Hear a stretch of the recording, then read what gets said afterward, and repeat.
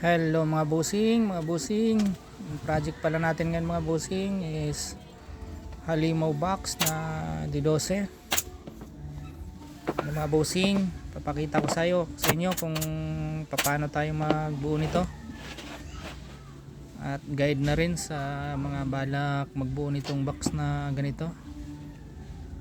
Ayan, bali binuo muna natin yung parts sa magkabilang gilid bago natin pinabit.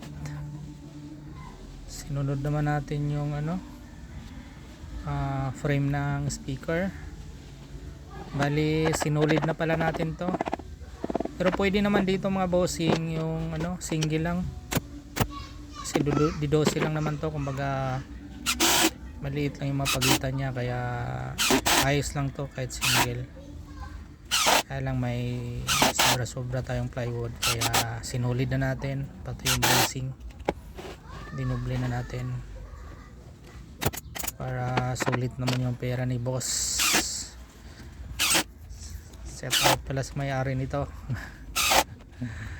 Yan, bali pinex na natin yan, kasi pag may kabit na natin yung magkabilang gilid niyan na part, hindi na natin matornilyo basta-basta yan. Yan, symbol na rin natin yung mga naka-curve sa harap sa harap.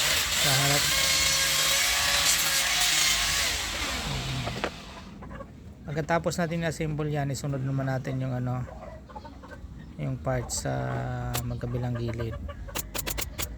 Kaya na natin iinuna yan para makapako tayo na maayos, kasi pag nailagay na yung yung sa magkabilang gilid, mahirapan na tayo yan pako. Kaya inuna na natin yan, yung part na mga curve na yan. Kailangan pala dyan mga bossing, accurate yung pagkatabas mo dyan sa part na yan, para lapat na lapat talaga. Kumbaga tsatsagain mo talaga siya para naman talagang maglapat siya, na makita mo sa siwang.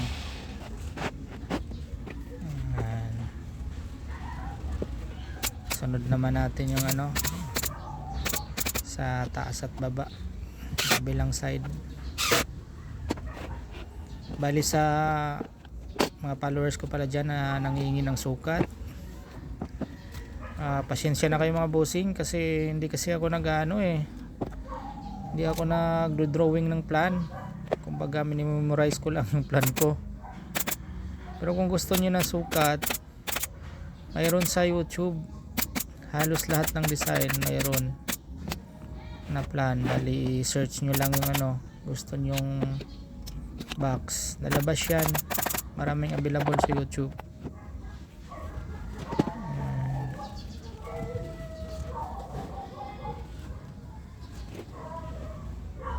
Ayan, bali kabit na rin natin yung sa bandang taas. Mga bossing. Tsaka pala sa yung design na halimaw box, isa din to sa mga box na napakahirap siyang eskwalahin. Kumbaga mahirap mag-eskwala yung kanyang katawan. Kailangan busisiin mo talaga para hindi sasablay, kasi kunting mali mo lang dyan, tabingin na yung kanyang katawan. Kaya mas maganda kung talagang accurate yung pagkatabas mo, saka yung pag binuo mo, kailangan eskwalahin mo talaga yung katawan niya, kasi mahirap mag-eskwala yung katawan nito. Isa to sa mga design na babago yung form habang binubuo.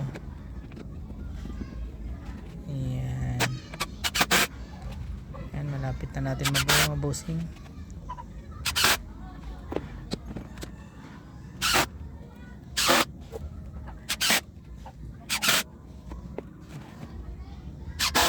Bali unti-unti na rin natin fix ng screw.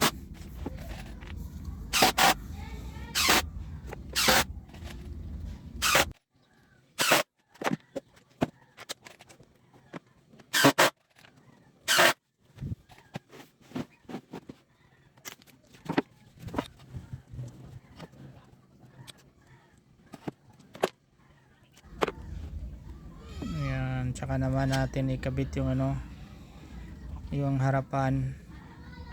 Bali hinuli natin ikabit yan kasi yung ginawa natin curve nung yung sa likod niyan, bali hindi kasi magpipix yan eh. Bali screw natin sa likod yan, yung screw naman yung hahatak para magiging ano siya, accurate. Hahatakin yan sa likod, kaya inuna natin pinix yung harap. Yan, hindi kasi dapat yan. Pag screw na natin yan dyan banda, hatakin niya yan. Yan, maglalapat na yan. Yan, dapat na lapat na yan. Yan na siya, na finish na natin. Bali hindi lang natin na videohan ng ano, tinirim natin yung mga gilid niyan, saka nilagyan natin ng plunger. Yan na, bali pa curve yung ginawa natin dyan na ano, trimming. Yan na yung kanyang beauty, limo box 12. Yan yung kanyang likod. Powered pala ito mga boss, nakalagay lang sa takip yung kanyang module.